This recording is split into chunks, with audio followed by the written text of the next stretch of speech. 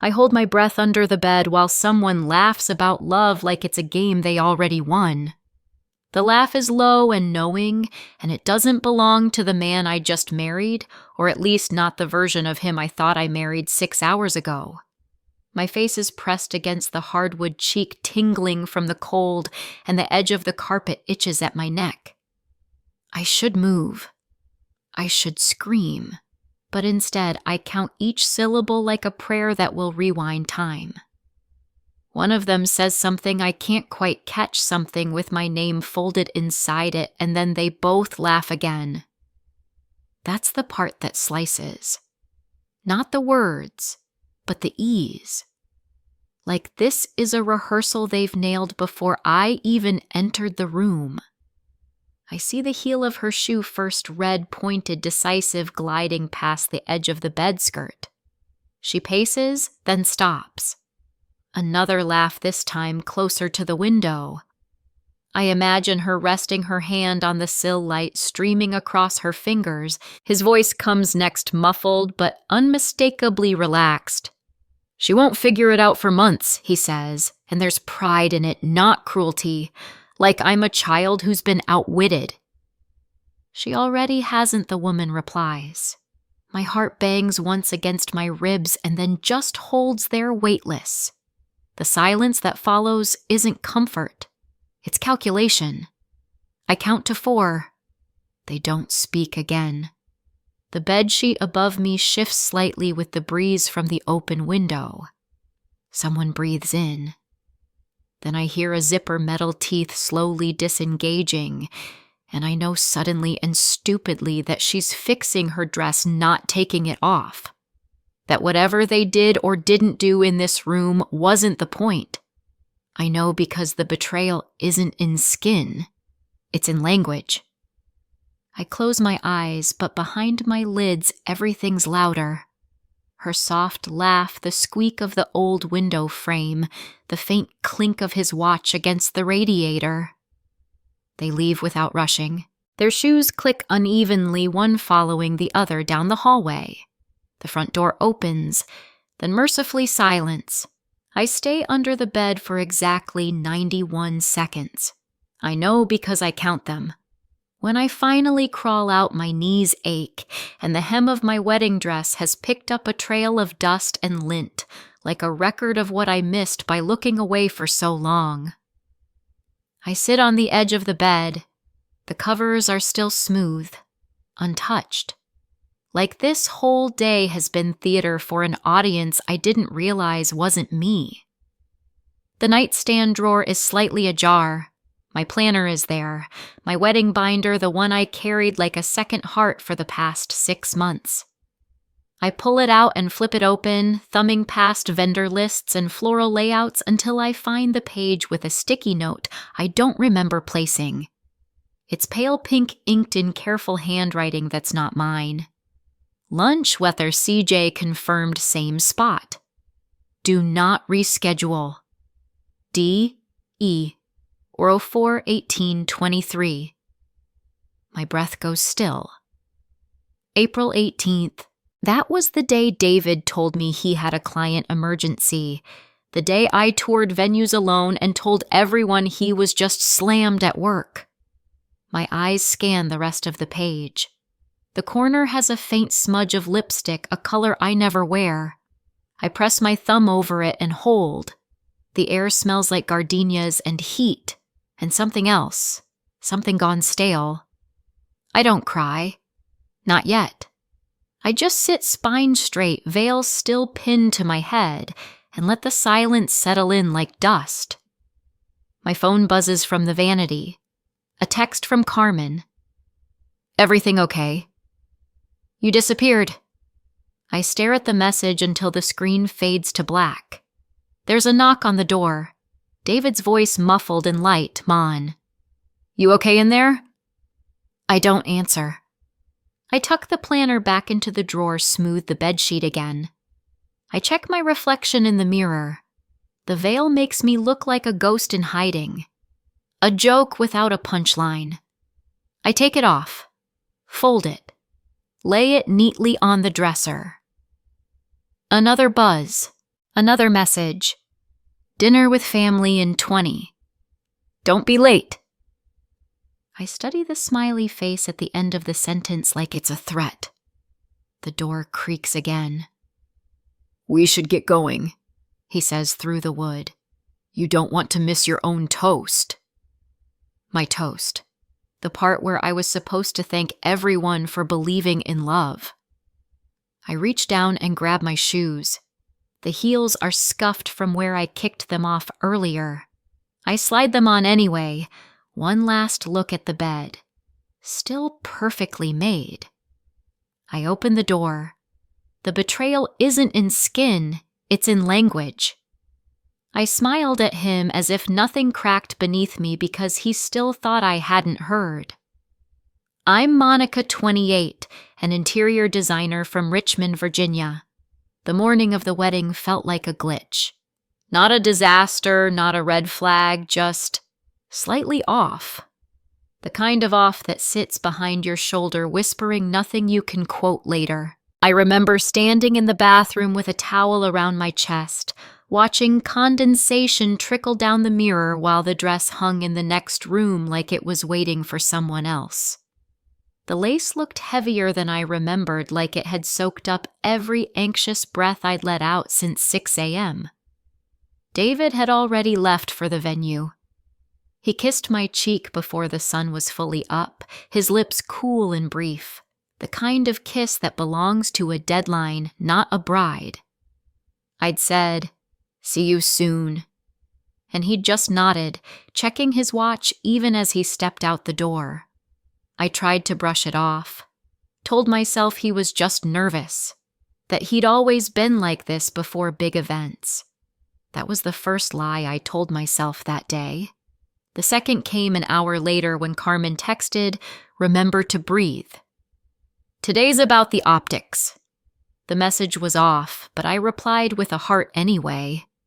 Carmen arrived shortly after with her rolling makeup case, eyes bright and voice tight. Hair first, then touch-ups. You don't want to look shiny in the photos. I nodded and sat in front of the big mirror in the bridal suite. Her reflection hovered behind me like smoke. Excited, she asked. Should I be? I said it with a laugh, soft, playful. But when our eyes met in the mirror, neither of us was smiling. She changed the subject. Heels ready, I glanced down. The left strap had come undone again. She bent to fix it, fingers quick and practiced. You've always walked like your toes were trying to run, she murmured. Something about the way she said it made the room feel colder. Valerie Ellis arrived next. My soon-to-be mother-in-law swept in with a garment bag over one arm and a tote clutched to her chest like a relic. I brought the veil, she announced. Family heirloom. My mother wore it. And her mother. She laid it across the bed, smoothing it flat with fingers that trembled slightly. The lace was antique, delicate, too white. I thanked her even as a chill crept up my spine. She kissed my temple, whispered, "You're the jewel today." Her perfume clung to me long after she left. Alone again, I moved toward the bed, my hand brushing the veil's edge. That's when I saw it, the planner half stuffed beneath the nightstand. I hadn't remembered putting it there. I bent down, tugged it free, and flipped through out of habit more than purpose. Everything was in order. Vendor notes, catering confirmations, seating plans. But something about the pages felt different. The paper near the back was rippled like it had been thumbed through with damp hands, and there tucked halfway into the folder flap was a sticky note I didn't recognize. Pale pink. Neat, unfamiliar handwriting. It read, "Lunch, Wecco. CJ confirmed same spot. Do not reschedule. D.E. 04/18/23. My breath hitched. April 18th, that was the day David said he'd had to cancel lunch with me because a client needed him. He'd apologized. Said he hated missing our floral meeting. That day, I'd chosen blush peonies alone. I stared at the initials. CJ, Carmen Joy Ellis, my maid of honor, his sister, or so I thought. The ink shimmered faintly fresh enough to feel recent. I flipped further, checking for more notes. Nothing else out of place. But the lipstick mark in the margin of the same page stood out. Plum red. I'd worn clear gloss all week. Carmen's lipstick, her signature shade, was the exact match. I held the page up to the light. The print glinted like a cut. In the mirror, I saw my face go still, like someone trying to vanish inside their own reflection. A knock jolted me back. Photos in 10, Carmen called from outside. I closed the planner, smoothed my dress, and told myself it didn't mean what I thought it meant. That I was reading into things, that today wasn't the day to make trouble. But even as I stepped into the hallway, even as I smiled for the camera and twirled with my bouquet, the planner's sticky note burned like a whisper I hadn't been meant to hear. Every moment after that felt off balance. The photographer asked me to pose like you're dreaming about your future. I tried, but all I could picture was a lunch I hadn't been invited to on a date David was supposed to be with me. Carmen adjusted my train between shots.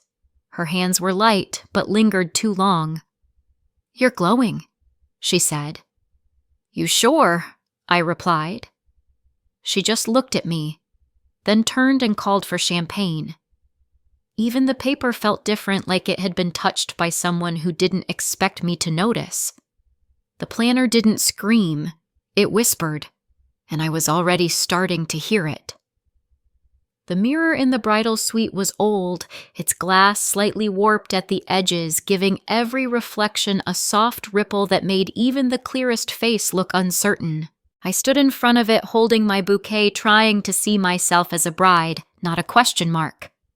Carmen was behind me again this time, adjusting the fall of my veil. She hummed softly, something tuneless, something that felt rehearsed. I watched her through the reflection, the way her mouth didn't quite smile, the way her fingers moved with too much familiarity around my hair. "You okay?" she asked, voice casual. "Just tired," I said. "Didn't sleep much." "Big day?" She nodded, finishing with a spritz of setting spray. "Try to be in the moment, yeah." She walked away before I could respond, leaving her makeup kit open on the bed. The smell of rosewater and powder lingered in the air, cloying.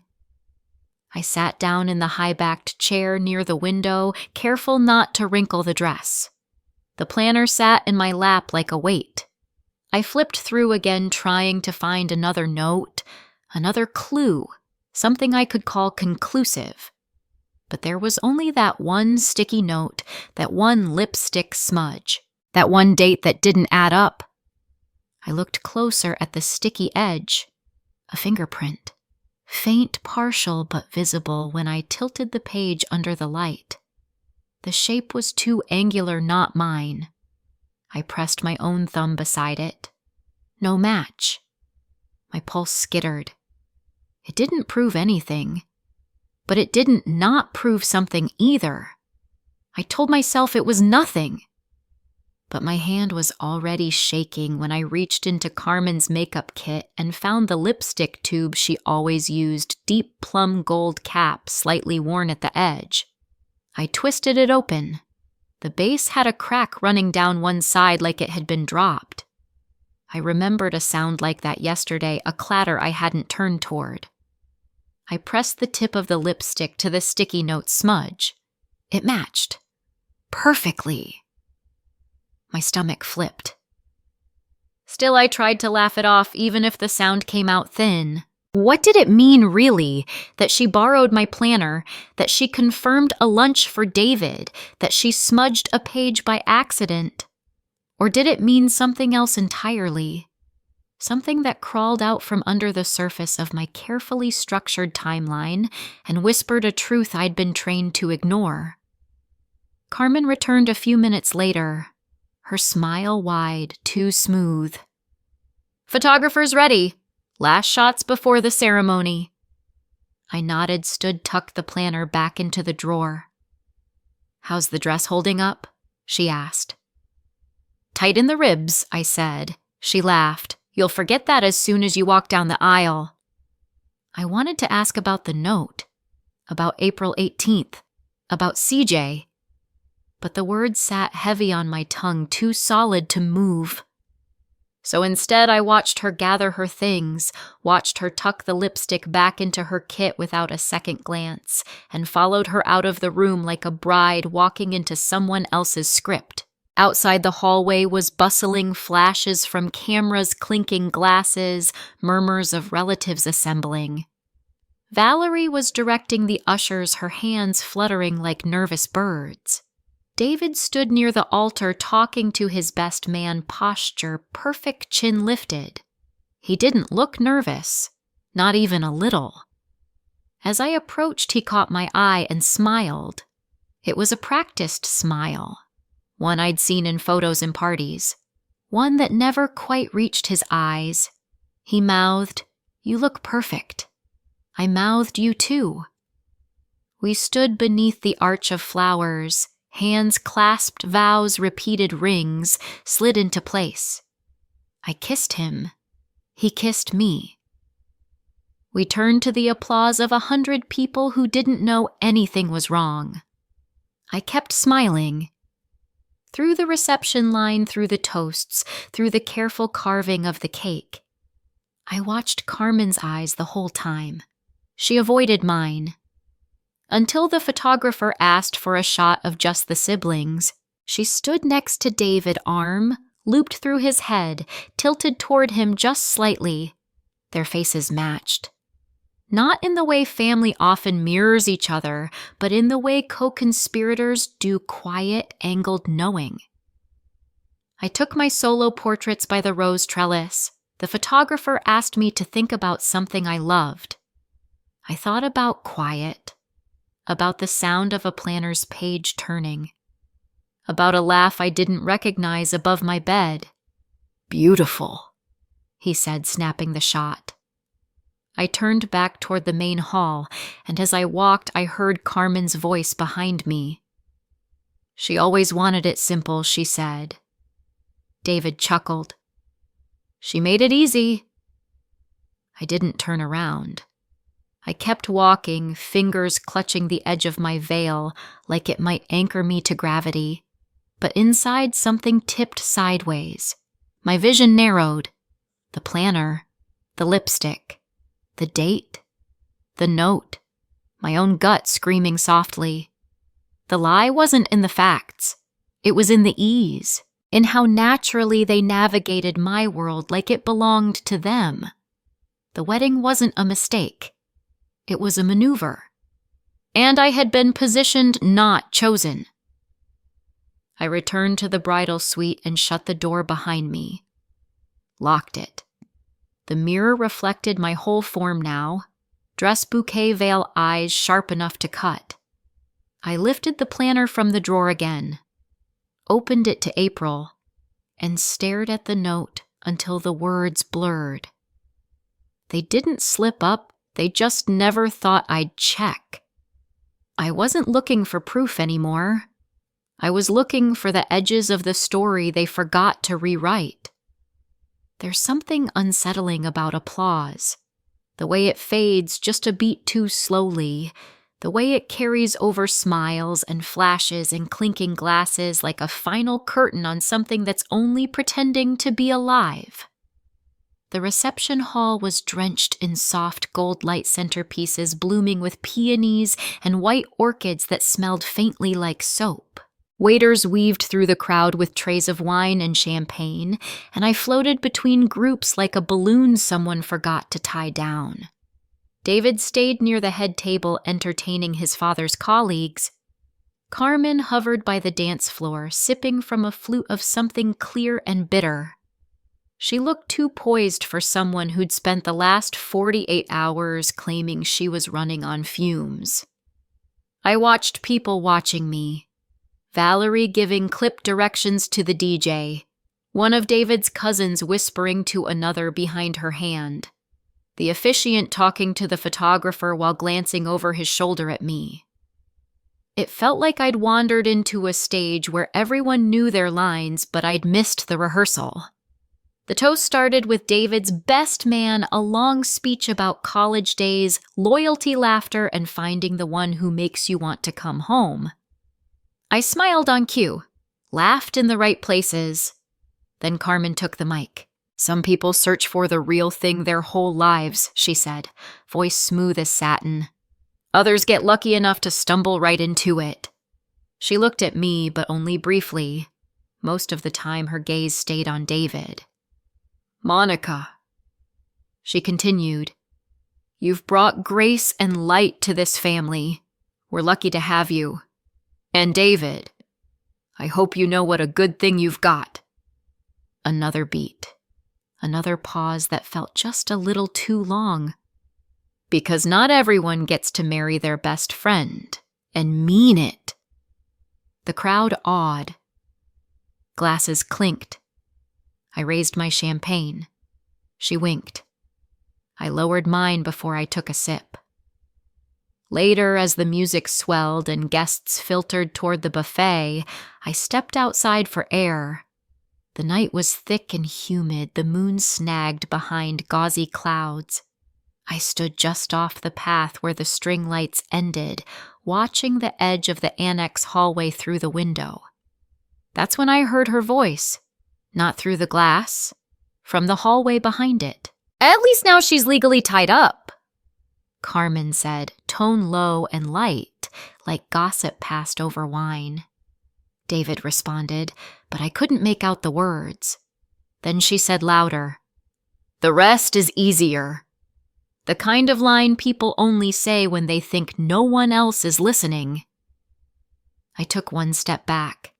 That's when I noticed the hairstylist's assistant nearby, crouched on the floor with her phone in hand, live streaming the behind-the-scenes of the bridal prep suite for her followers. The lens swung briefly toward the mirror that lined the hallway. For a split second, it captured the reflection of Carmen leaning on the wall, David standing beside her, their postures too intimate for coincidence. Carmen's head tipped slightly toward him. Her smile wasn't the one she used for family pictures. It was smaller, sharper, like it already knew the ending. The stylist caught me watching and quickly turned the phone away. "Sorry," she whispered. "Didn't mean to grab the background." I shook my head. No problem. But it was. It was a problem. A quiet one. A shiver that started at my spine and didn't stop. I backed away, heel catching slightly on the garden path stone, and re-entered the reception just as Valerie tapped the glass to signal the couple's first dance. David found me immediately. "Everything okay?" he asked, touching my elbow. I smiled, automatic. "Just needed some air." "You sure?" "Of course." He pulled me gently toward the dance floor. The music started a slow instrumental we'd picked months ago, a blend of piano and strings that once made me tear up in the car. Now it just made the silence in my chest louder. We moved in a slow circle, his hand steady on my back. I looked over his shoulder toward the hallway. Carmen was gone. I wanted to ask, but I didn't. Instead, I leaned into the lie. Danced like I believed it. Let him spin me into another version of my life. When the song ended, he kissed my forehead. I kissed his cheek. We were applauded again, and this time it felt like the final act of a play I didn't audition for. I leaned into the lie and danced like I believed it because no one was watching for truth anymore. The hallway was quiet now, but the reflection was already saved somewhere. And so was I. I didn't sleep that night. Not because of nerves or noise, but because the silence was too symmetrical. Every breath David took in the hotel bed beside me was too even, too controlled, like he was performing rest rather than falling into it. I lay there in the dark, staring at the ceiling, replaying Carmen's voice in that hallway again and again. Legally tied up. The rest is easier. The words curled like ribbon around everything I thought I knew. At 3:04 a.m., I got out of bed quietly and tiptoed into the bathroom. I turned on the faucet to mask the sound, opened my phone, and pulled up the stylist's assistant's social media page. The live stream from the bridal prep was still there. A 2-minute video with a caption full of emojis, bridal vibes, our girl is glowing. I scrubbed through the shaky footage until the frame jolted to the hallway. There for a full second, maybe two, the camera caught the mirror reflection. Carmen leaning against the wall. David beside her too close. Her smile sharp. His shoulders relaxed. And then gone. A blink. But enough. I screenshot the frame. Zoomed. Saved. My hand trembled as I cropped it tighter, isolating Carmen's face. She wasn't looking at David. She was looking at the camera. Looking right at it. My stomach dropped. It wasn't surprise. It was awareness. That shot wasn't an accident. It was an oversight. A slip in choreography. I exited the app and opened the photo. Looked at it again. The timestamp read 5:22 p.m., exactly 40 minutes before the ceremony. I stared at her expression. That smile. That calm. I knew then that I wasn't paranoid. I was late. I crept back into the bedroom, David still motionless. I watched him sleep for a long time, wondering if he was dreaming about her or about me, or if there was even a difference to him anymore. I didn't cry. I didn't scream. I just folded the planner into my carry-on and lay down beside him with my back to his chest, skin cold under the hotel's pristine sheets. At breakfast, Carmen breezed into the cafe like nothing was wrong wearing a sweatshirt with wifey support crew printed in sparkly script. "Morning newlyweds," she chirped, sliding into the booth beside David. "Sleep okay?" "Like a rock," he said, reaching for his coffee.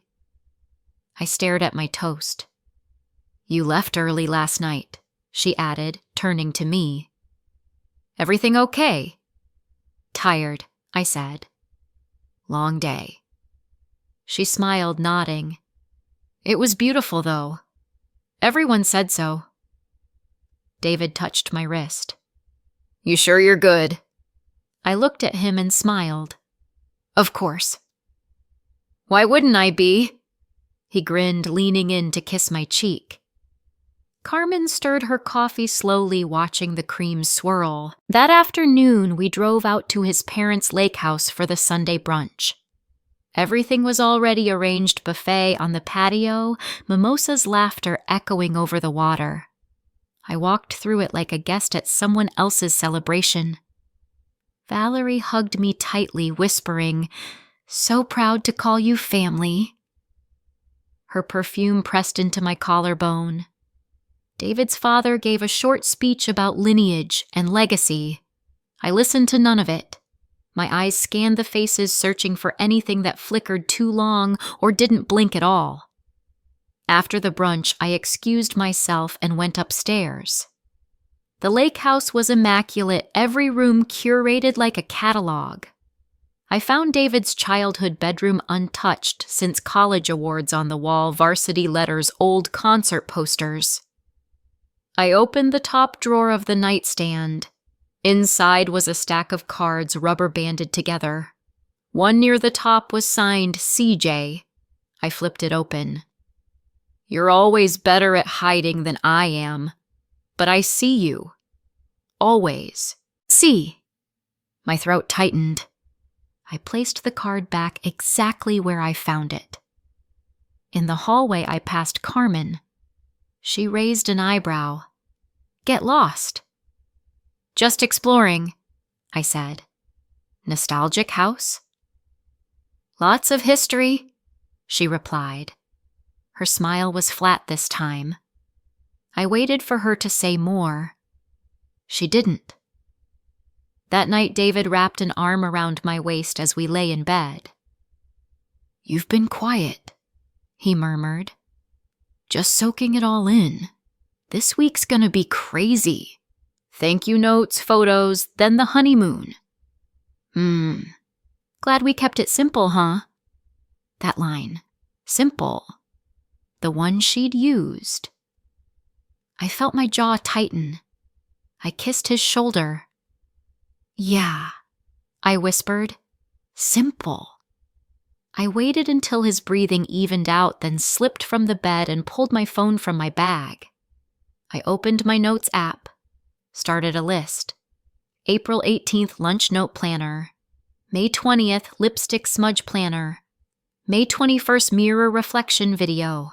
5:22 p.m. May 22 CJ card, lake house drawer. Next to each, I added a time, a field, a name, a motive. I didn't know yet what story it built, but I knew who had excluded me. I wasn't collecting proof anymore. I was gathering the parts of the story they'd written without me. The reflection had been brief, but now it was permanent. So was the timestamp. So was my silence. After the brunch, after the lake house, after the photos and the rehearsed goodbyes, I told David I felt nauseous. I let my skin go pale in the mirror and pressed the back of my hand to my forehead until it matched. "Probably too much champagne," I mumbled. He nodded, didn't press, said he'd head down to the lounge for a bit, give me space. I listened as the hotel door clicked shut behind him. I didn't move for 30 full seconds.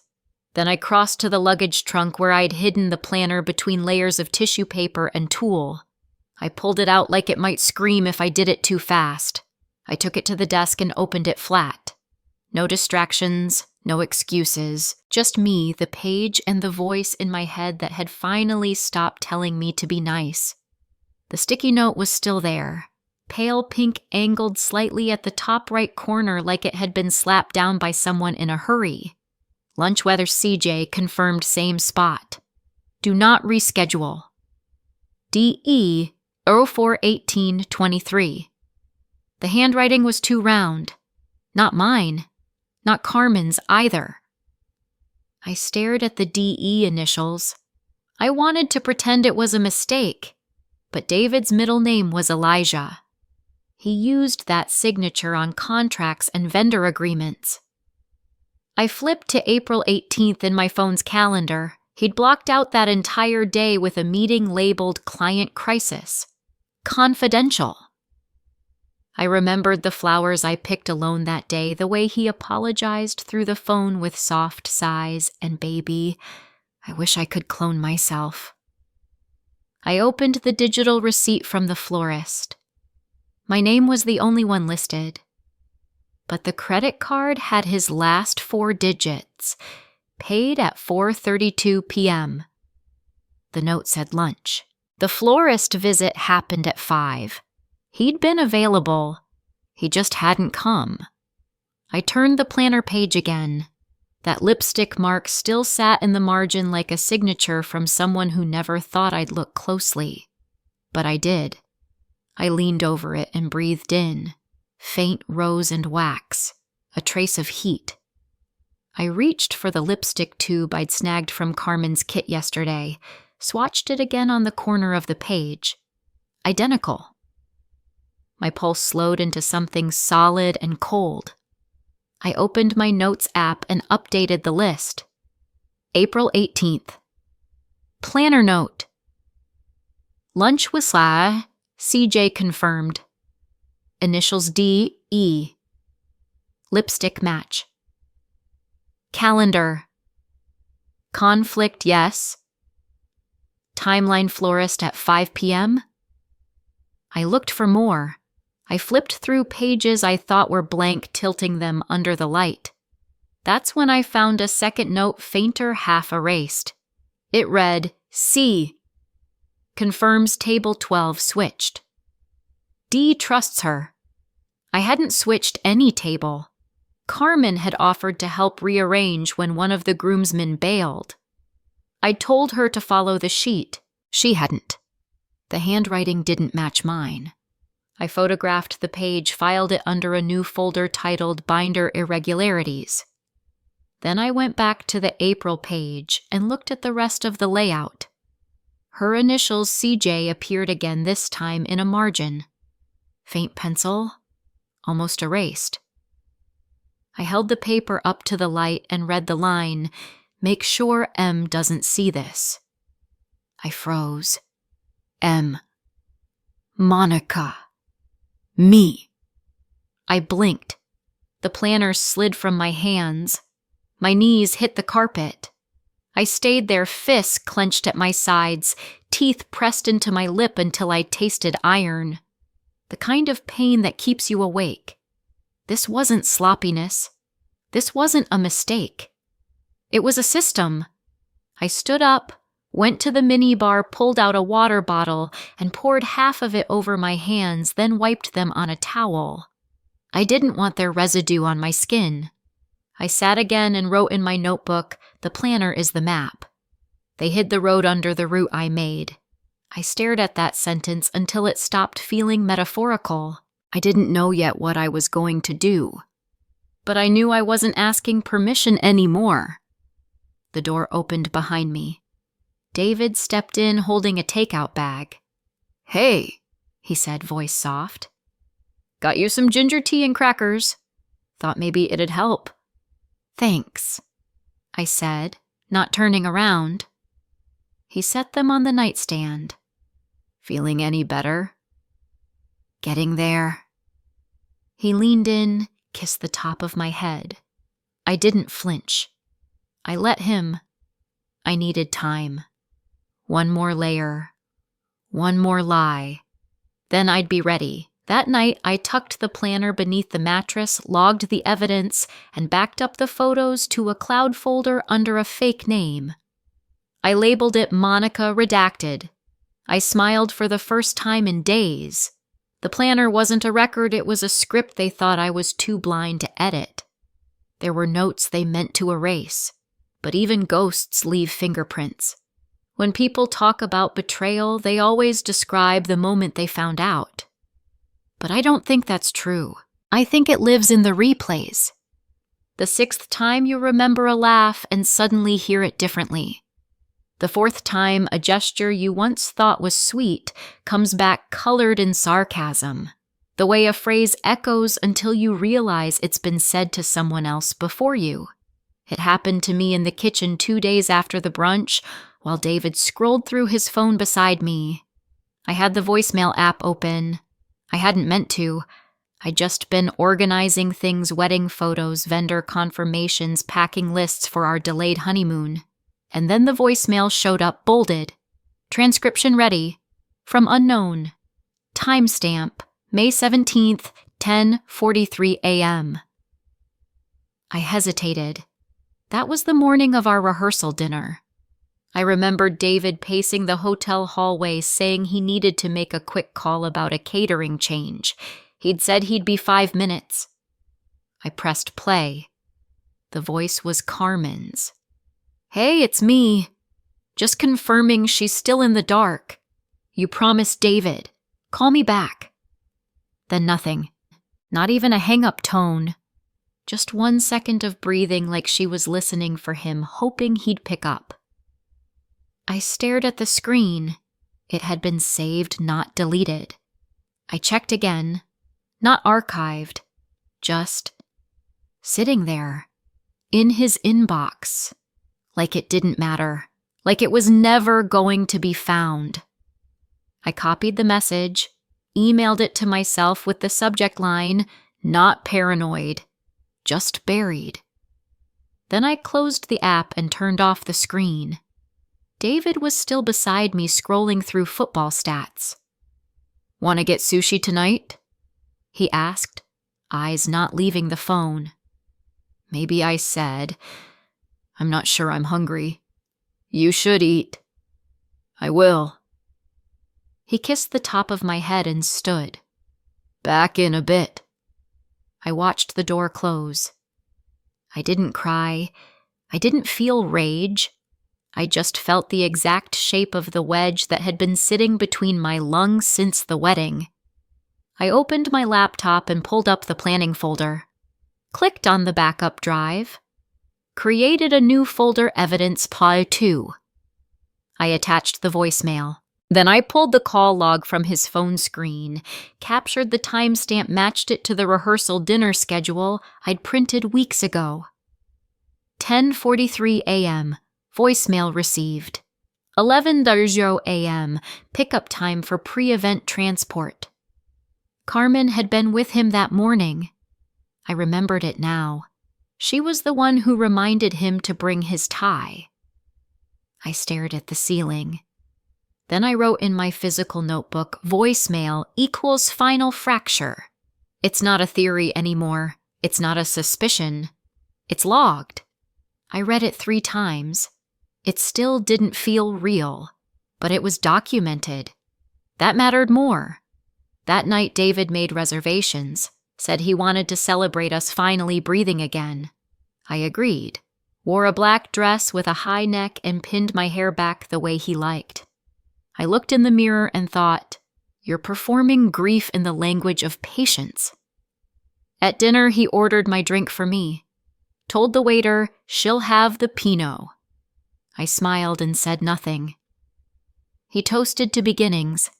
I clinked glasses. The wine was sharp and dry and too familiar. I was thinking he said cutting his steak. We should start looking at homes closer to downtown. Why, I asked. Shorter commute. Better resale. More privacy. I said it lightly. He laughed. "I mean, sure. Eventually, we'll want it." Eventually, I echoed. He reached across the table and squeezed my hand. "I love you, Mon." "I know." I didn't say it back. He didn't seem to notice. The next day, I pulled out the envelope with the venue contract. I reread the section on third-party misrepresentation, specifically Clause 9b, which addressed situations involving fraudulent coordination or guest deception. There it was. Language about breach of trust voids and internal party disclosure. I highlighted it and placed the contract in a folder labeled Outgoing. Then I checked the screenshots again.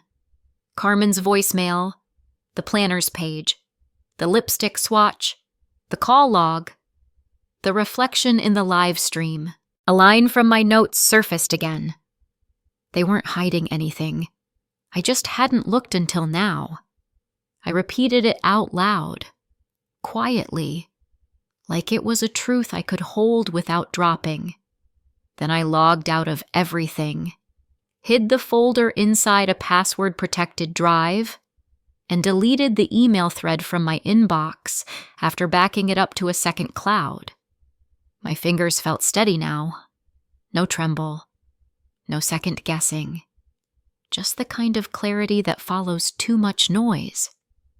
The voicemail wasn't a mistake. It was the only honest sentence they ever left behind. She breathed into silence. And I heard everything.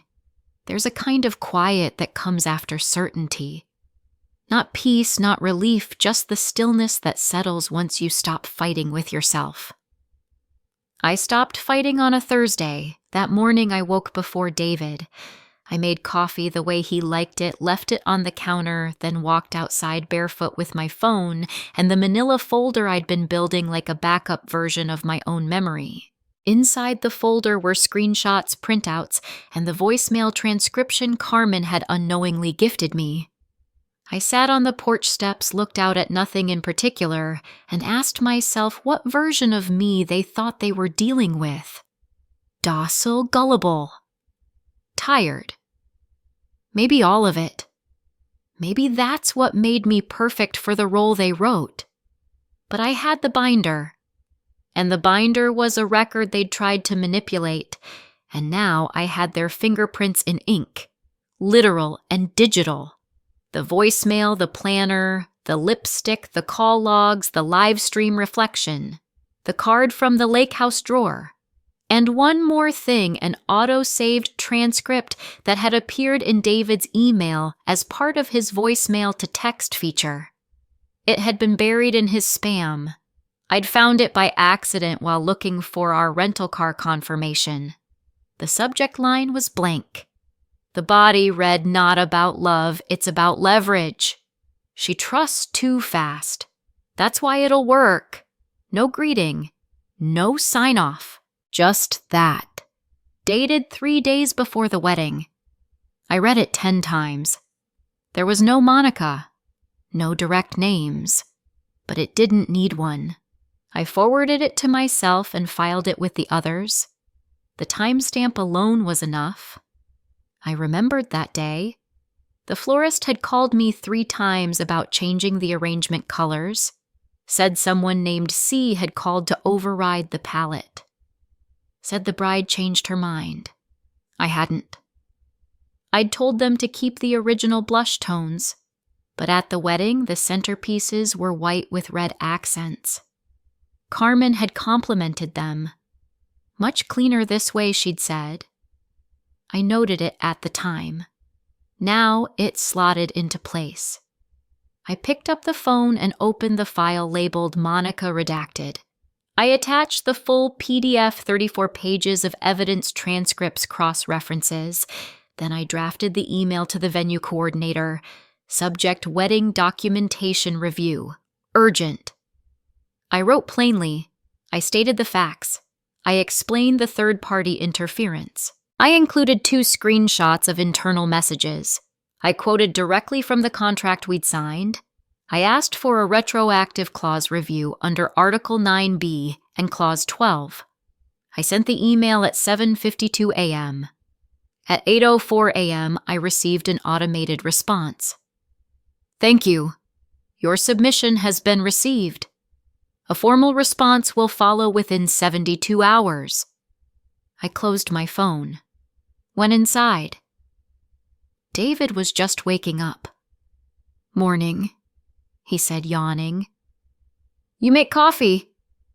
"It's on the counter." "Thanks, babe." He kissed my cheek. I nodded. Later that day, I printed the planner pages and removed the sticky notes.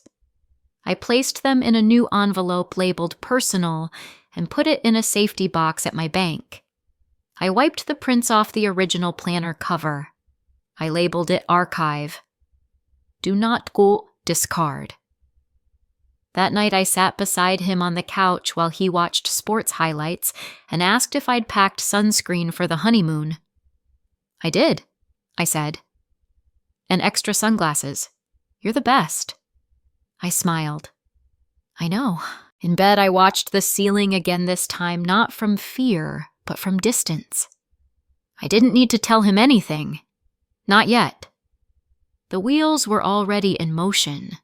They'd written me out of the story, but I still owned the ending. They rewrote the wedding to fit their version of me, but I still had the original draft. The email was sent. The contract was triggered. Now, all I had to do was wait. 3 days later, the reply came. I was sitting alone at the kitchen island drinking cold coffee and watching a bird repeatedly fly into the window pane, tapping against its own reflection like it was trying to make sense of a ghost. The subject line hit me before the sender did. RE Wedding Documentation Review. Final Determination. My finger hovered over the message. Then I clicked. The venue coordinator's tone was colder than I expected.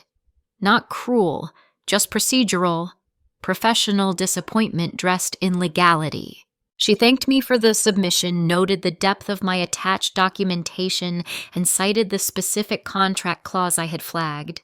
She then confirmed that upon internal review, including the time-stamped evidence correspondence records and verification of altered logistical arrangements made without the bride's consent, the venue was invoking Article 9 BPI. The language was dry, retroactive termination of the contractual agreement is warranted under the terms outlined. Reimbursement eligibility remains void per Clause 12, then the real line, the one that made my heart thud like a second heartbeat inside my chest. Additional internal documentation suggests third-party manipulation of wedding day logistics, guest communication, and material presentation inconsistent with the bride's confirmed directives. I read it 5 times. That sentence was the mirror, the one I'd been avoiding. They said it without saying it. Someone else had taken the reins. And now the venue was acknowledging it too. I printed the email, folded it once, slid it into the manila envelope with everything else. Then I opened David's laptop and printed the backup transcript from the voicemail to text system. That one went on top. Carmen's voice coded into a machine whispering about leverage and trust. At noon, I sat across from David at lunch. We were in a small bistro 2 blocks from our apartment, surrounded by people clinking glasses and passing menus. He ordered for both of us again. The waitress smiled too long. I nodded too politely. "You're quiet again," he said once she walked away, thinking I said, "About what?" "How well everything's gone. How smooth it all was." "Yeah," he grinned. "We nailed it." "You think, come on, people said it was one of the most elegant weddings they've ever been to." "It was," I said. "Carmen really pulled things together." He nodded. "She's always had an eye for logistics. That seating change she made total lifesaver." I tilted my head. "You knew about that?" "Yeah," he said, sipping his drink. "She ran it by me that morning. It made sense." "You mean before the florist meeting?" "Huh? Never mind." I smiled slow. "So you knew she changed the flowers too?" "She didn't." "She did." "I have the call log." He blinked. "What are you talking about?" I pulled out the envelope, set it gently beside my plate. "What's this?" he asked. "Records," I said. "Planner annotations, voicemail transcripts, contract terms, email confirmations. You know, just in case memory gets fuzzy." His face shifted. Not fully, just a flicker. A static crackle behind his eyes. "Mon, are you feeling okay?" "I'm feeling clear," I said.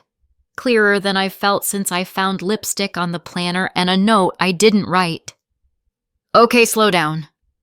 "Since Carmen's voice showed up in your voicemail box the day of our rehearsal dinner, telling you I was still in the dark. That's not what, since she said leverage, and you didn't even try to delete it. You're twisting this." "Am I?" I opened the envelope and slid the top document across the table. The venue email. I let him read the highlighted sentence. His hand stayed perfectly still. "You sent this to them?" he asked. "You went behind my back." "No," I said. "You just assumed I wouldn't check what was behind yours." Silence. Thick, sticky metallic. The kind that tastes like someone else's regret. "You don't understand," he said finally. "She was just trying to help. You were overwhelmed." "Stop." I raised a hand. "Don't turn this into concern. Don't weaponize care. I know what this was. You're blowing it out of proportion. Then why did you lie about lunch? Why hide her name in your call log? Because you get emotional. Because you knew." My voice cut sharper now. "You knew if I saw the pieces before the vows I might have left. So you stacked the walls higher. Made the planner your script. Let her rewrite what was mine.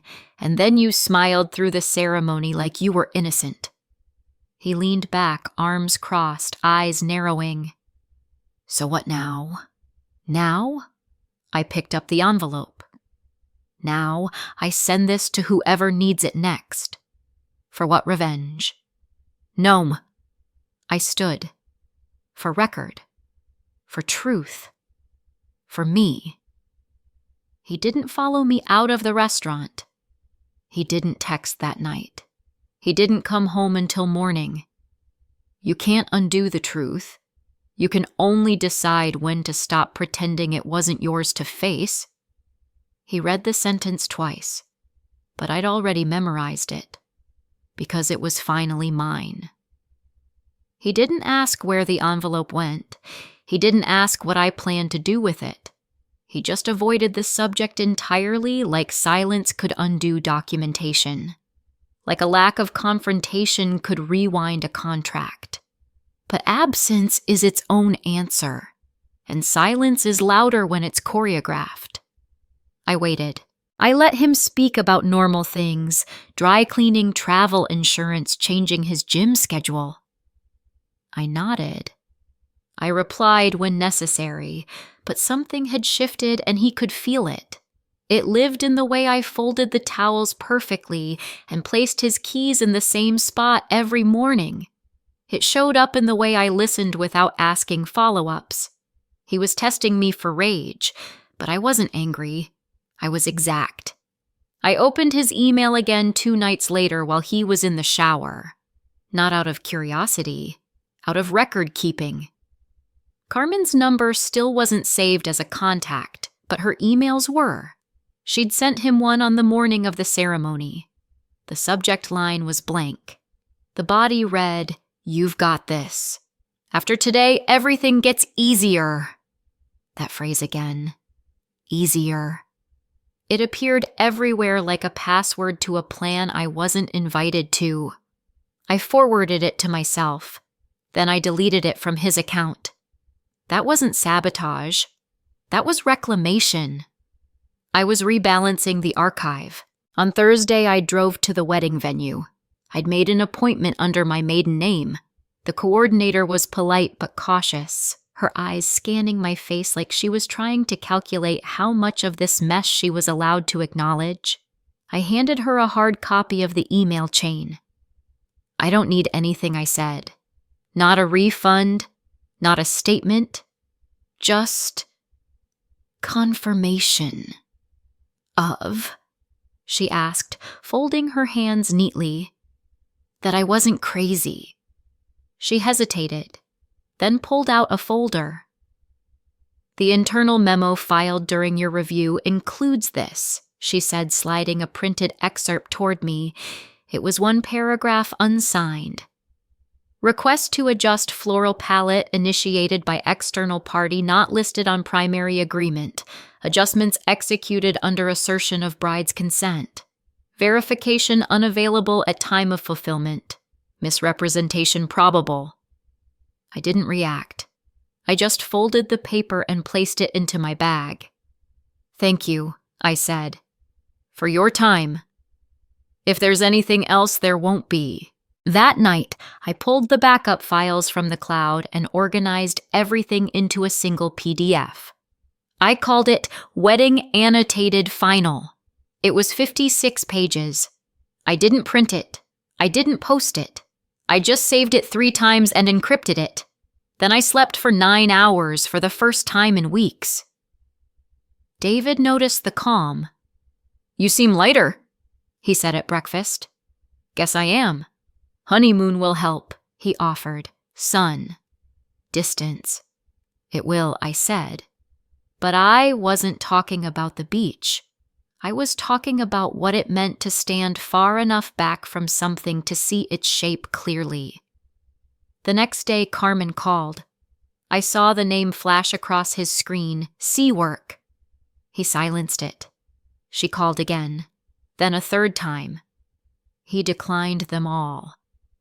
Persistent, I said. She's just stressed, he replied. Weddings can do that. Ours already happened. Yeah. A pause. You want to talk about this? Not yet. Why not? Because I want to hear what you say when you think I don't already know. His eyes narrowed, but he didn't respond. That night, I put on my headphones and sat at the desk. Opened the planner again now, just a symbol. I wrote one line on the blank page at the back. Truth doesn't require rehearsal. Just clarity. I shut the cover and left it open in my mind. He kept waiting for an argument, but I wasn't angry. I was documenting. The lies were quieter now, but I had them all numbered and time-stamped. The envelope arrived exactly 6 weeks after the wedding. No warning. No email first. Just a cream-colored package slipped into our mailbox between a grocery flyer and a credit card promotion. My name printed in block letters. No return address. I knew the handwriting. Carmen's. I took it upstairs and opened it slowly, carefully peeling back the adhesive like it might be rigged. Inside was a letter. 3 pages. Folded once. No greeting. Just the date. I read it standing up. The first sentence landed like a confession dressed in justification. It was never about hurting you. I kept reading. Her words rambled between apology and explanation, between defensiveness and guilt. She said she stepped in where you hesitated, that he needed support. You weren't giving that planning something perfect sometimes requires unorthodox choices. She wrote about timelines, chaos, saving face, and doing what was best for both of you. But buried between those lines was the truth she didn't mean to say. She believed she knew me better than I knew myself. She believed I'd be grateful one day. She believed I wasn't watching. On the second page, her tone shifted. It became personal. She referenced the lake house, the planner, a dinner conversation I didn't remember. Then this, I thought you'd already figured it out by then. I thought we were past pretending. I read that sentence twice, then a third time. She was right. We were past pretending. I folded the letter and placed it inside the same manila envelope I'd used for my documentation. Then I added a sticky note of my own, just one line confirmed by sender. I logged it in the tracker. Evidence number 3. Type, personal correspondence. Source, CJ. Content, partial admission of third-party interference. Emotional tone, mixed. Intent, self-serving, non-repentant. Timestamp post-event, 6 weeks post-wedding. I didn't reply. I didn't forward it to David. I didn't need to. The document wasn't for him. It was for me. That night he asked if I wanted to book the honeymoon flights. We should lock it in, he said, tapping at his laptop. The Maldives resort is filling fast. You pick, I said. You always do. He smiled like it was praise. I watched him from across the room, cataloging every gesture. It wasn't malice. It was confidence. He truly believed I was done asking questions, that I was back inside the frame, that nothing in the envelope had changed the narrative. But it had, because now I had Carmen's voice in 3 forms, spoken, transcribed, and written, and they all said the same thing. She believed she had done me a favor. I opened the planner again later, not to analyze, but to reread my own handwriting. The pages I'd filled, the notes I'd made, the plans I'd trusted. I wasn't perfect, but I had been real, and no one else in that story could say the same. I lit a candle and laid the envelope beside it. Didn't burn it, just kept it close. A reminder. The last sentence of Carmen's letter read, "If you ever want to talk, I'm still your sister-in-law." I underlined it, then added a line beneath, "But not my witness." She thought I wasn't looking, so she confessed in cursive. But I was always the archivist. 3 pages, 1 envelope, and the last illusion collapsed. And I was the only one left holding the original. The day I left wasn't dramatic. There was no shouting, no suitcase flung into a cab, no slammed doors. It was a Wednesday, light rain. I waited until David left for the gym, then I packed with method. Not panic. I took only what I'd bought before the wedding. Clothes I loved, books I'd underlined, the planner, of course, and the manila envelope now thick with documentation and small, unshakable truths. I didn't leave a note. I didn't owe one. Everything I needed to say had already been archived. The last thing I did was take the wedding photo off the hallway shelf. I stared at it for a full minute. My smile was soft, careful, almost believable, but my eyes, they were already looking past the lens, past the moment, past him. I wrapped the frame in a towel and left it in a drawer. Let him find it. Let him decide what it meant. I walked 2 blocks in the rain to the rental car. The window fogged slightly as I drove toward the freeway. The sky matched the asphalt. Flat. Pale. Honest. I stopped for gas halfway out of the city. While the tank filled, I checked my email one last time. There was a new message. No subject, no body. Just an attachment. I hesitated, then downloaded it. A voice recording. I pressed play. Carmen's voice again. Quiet this time. Flat. I know what I did, she said, and I know you see it now, but he's still going to tell you he doesn't. Silence. Then, that's what scared me about you, Monica. You didn't scream. You just listened. I stared at the screen. She wasn't wrong. I hadn't screamed. I hadn't fought. I just waited. Watched. Collected. She'd confessed to the wrong crime.